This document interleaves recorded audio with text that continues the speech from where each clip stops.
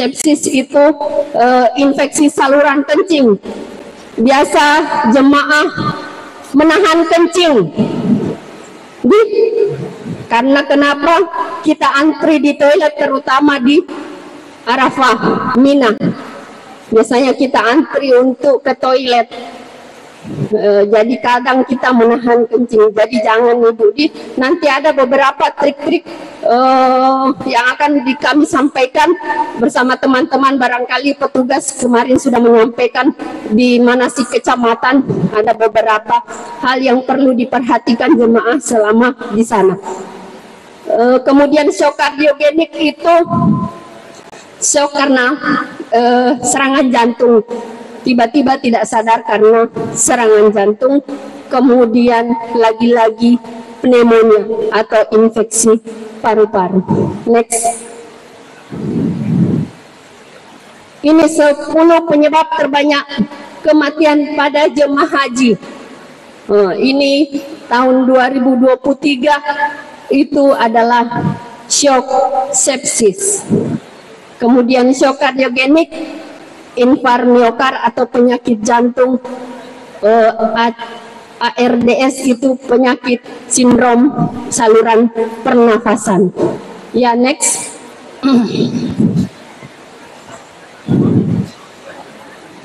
Ini penyebab kematian berdasarkan komorbid.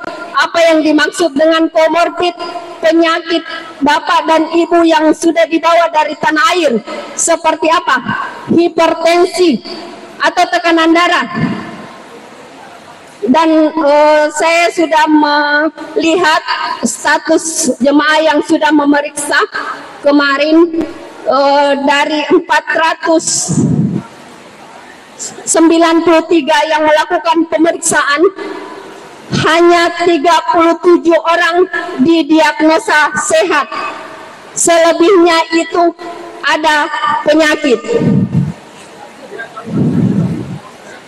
Hanya 37 orang dari 493 yang diperiksa kesehatan. Luar biasa.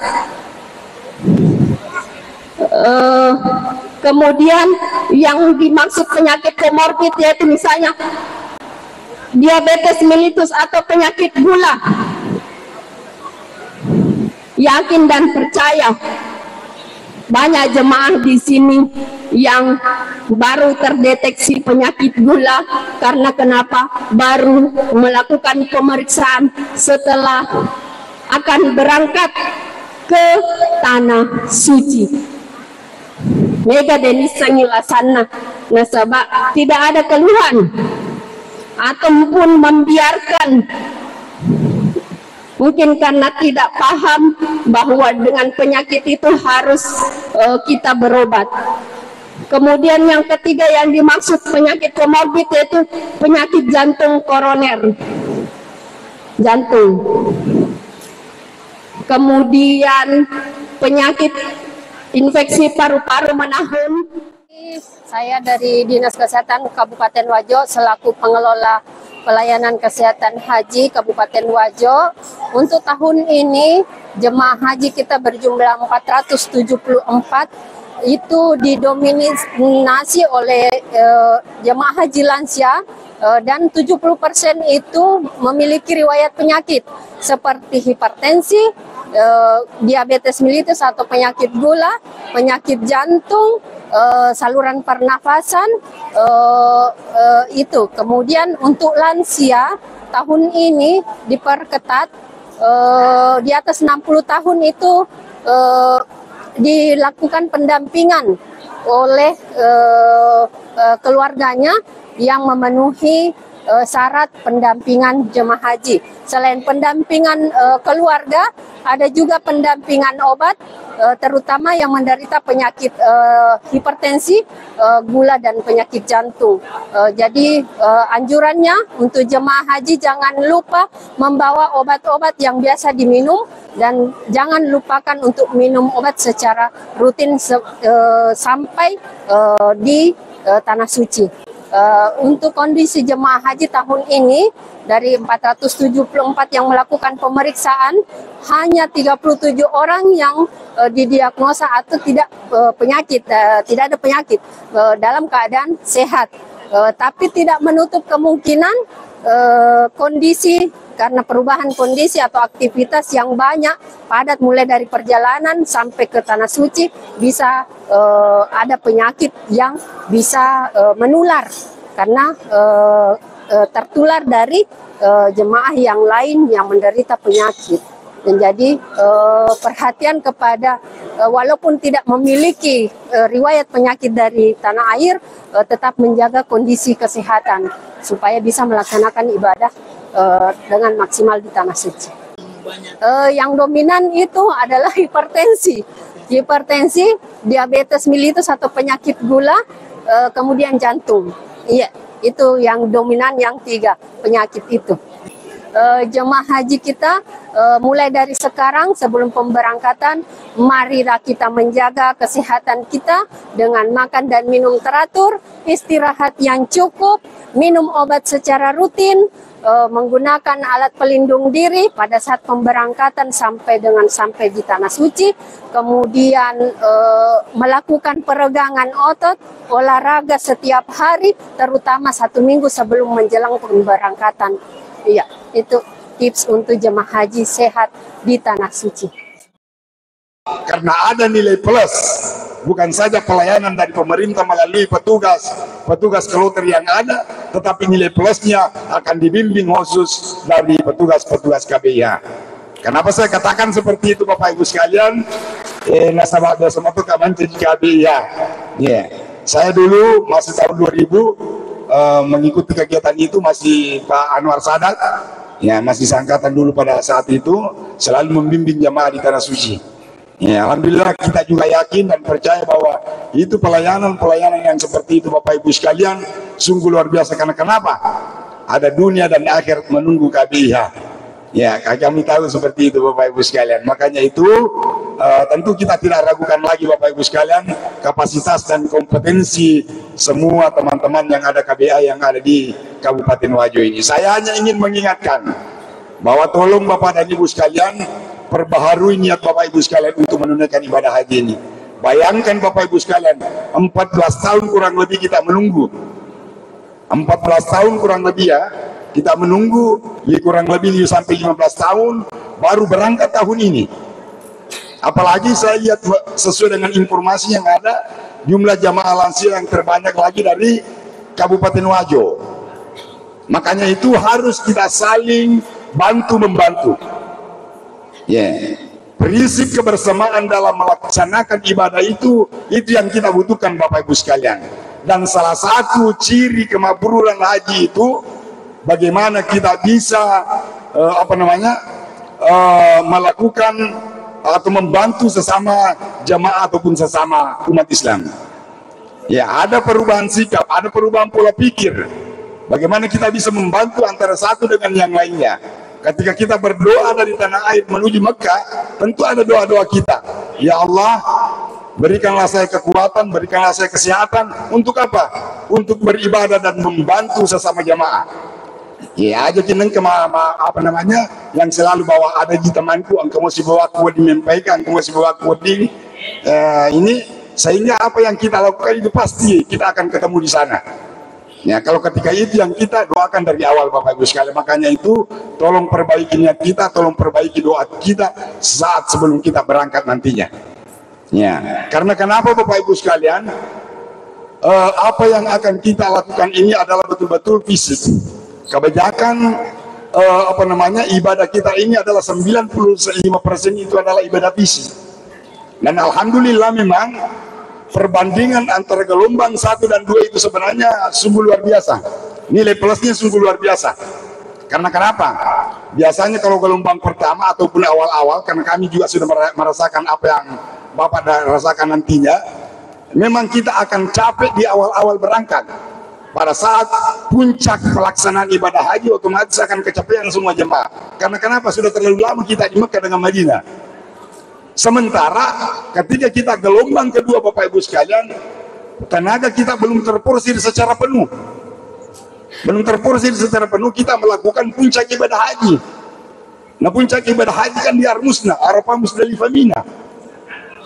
Nah, ketika ini yang terjadi Bapak Ibu sekalian, secara otomatis akan maksimal kita punya pelaksanaan ibadah nantinya. Nah, makanya itu kami berharap tolong jaga kesehatan Bapak Ibu sekalian, karena memang hikmah-hikmah di balik apa yang akan kita lakukan, seluruh proses-proses perhajian tentu punya hikmah yang sangat besar. Tentu punya hikmah yang sangat besar di balik proses-proses perhajian kita. Apakah itu kita diuji dengan kesabaran kita? Bagaimana kita bisa saling berbagi di antara sesama? Bagaimana kita bisa membantu di antara sesama? Itu adalah hikmah-hikmah di balik itu semua Bapak Ibu sekalian. Nanti dipakai pada saat menuju ke asrama haji. Masuk di aula menggunakan baju batik seragam. Bapak Ibu tiba di aula akan mendapatkan pertama lembar akomodasi. Lembar di mana kita akan nginap di asrama haji. Kamar di mana kita akan tinggal di asrama haji. Wisma, umpamanya Wisma Jabal Uhud, kamar 17. Oh, saya di situ. Simpan itu. Yang kedua, kita akan terima gelang identitas. Gelang yang besi-besi, mungkin ada orang tua kita dulu yang sudah haji, ada gelangnya. Teknisnya, ketua rombongan menerima gelang itu dari panitia kami yang ada di asrama haji. Ketua rombongan terima, terus ketua rombongan membagi ke ketua regu. Ketua regu lah yang membagikan ke jamaah haji. Begitu terima gelang, diperiksa, dibaca. Ya. Kalau sesuai dengan nama Kak, pakailah gelang itu. Kalau tidak sesuai, kembalikan dan minta ganti. Gelang itu bisa dipakai seumur hidup. Ya. Bapak saya dulu pakai sampai meninggal. Selanjutnya, Bapak Ibu akan menerima living cost. Apa itu living cost? Biaya hidup. Dulu, jemaah haji, orang-orang tua kita dulu, pada saat berangkat haji tidak diberi makan oleh pemerintah. Makanya pemerintah memberikan biaya hidup. Dikasih uang tak kembali pada saat dulu. Nah, sekarang pemerintah telah memberi full 84 kali di Mekah dan 27 kali di Madinah. Kita akan diberi makan di Mekah 3 kali sehari. Total kita diberi makan 84 kali di Mekah. Di Madinah 3 kali sehari juga, sebanyak 27 kali. Nah, di Masyair, Arafah, Mina, Musdalifah sebanyak 15 kali. Tolong di saat kita terima makanan, diperhatikan jam batas waktu makanan. Apa namanya? Off. Kalau sudah basi, expired. Makanan pagi dibagi mulai jam 6. Ketua rombongan ambil makanan pagi dan bagikan ke jemaah. Makanan pagi batasnya sampai jam 9. Kalau lewat jam 9 kita belum makan, tinggalkan makan. Jangan sampai sudah basi. Kemarin ada jamaah begitu, dia kenakan di Masjidil Haram. Setelah salat subuh, zikir, salat duha, jam 10 baru kembali ke hotel. Tiba di hotel, ada makanannya di kamar. Makan. Tidak lama, bolak-balik ke WC. Ditanya dokter, kenapa sakit apa Ki? Sakit perutku. Oh, gara-gara apa? Nggak tahu. Ditanya, tadi makan apa Ki? Makanan putih yang dibagikan. Oh, jam berapa Ki makan? Jam 10. Oh iya, yang ini nih. Gara-gara kita makan tidak sesuai dengan aturan. Saya ini sudah datang Pak memenuhi panggilanmu. Itu sudah janji Pak. Sudah tawaf. Orang tawaf itu sebetulnya sufistiknya tawaf itu adalah kita berjanji di hadapan Allah bahwa saya berputar ini, mudah-mudahan saya selalu dalam lindungan Allah Subhanahu wa taala, saya selalu dalam lindungan melaksanakan perintah Allah Subhanahu wa taala. Itu Pak janji kita. Sa'i antara Safa dan Marwah. Apa sufistiknya? Itu pada saat ya Ibu Hawa itu kan mencari kehidupan.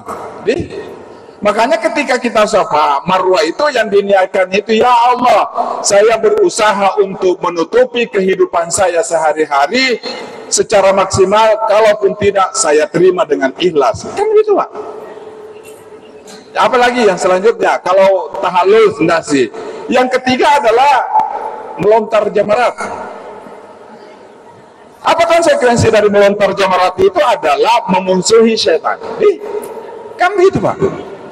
Nah itu janji semua yang dilakukan di Arab Saudi itu nanti akan ditepati pada saat kita kembali. Betul ke janji itu bisa kita lakukan ketika kita kembali, disitulah ukuran mabrurnya.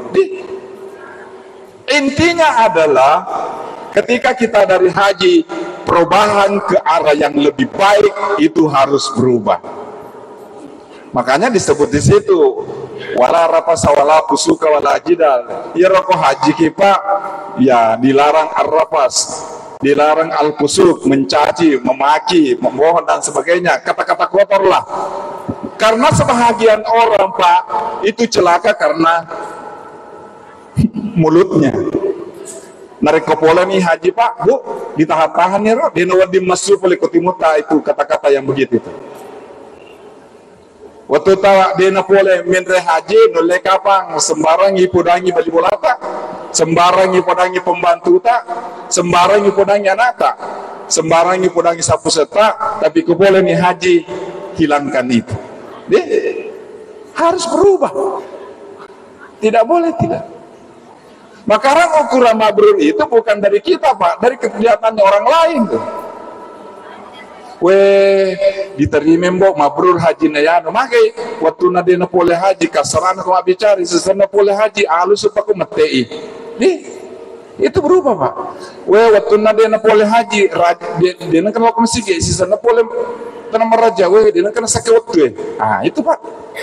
Karena memang kita harus tepati janji kita kepada Allah Subhanahu wa taala apa yang kita laksanakan di Arab Saudi. Nah, Bapak Ibu sekalian, berarti kalau kita sudah sepakat bahwa proses pelaksanaan pada hari ini difasilitasi oleh pemerintah, maka tentu semua aturan-aturan, kebijakan-kebijakan dari pemerintah kita tentu harus kita patuhi dalam hal proses pelaksanaan pada hari ini. Karena kita sudah sepakat, kita semua ini mau untuk diatur. Yang kedua, apakah kita sudah mempersiapkan secara fisik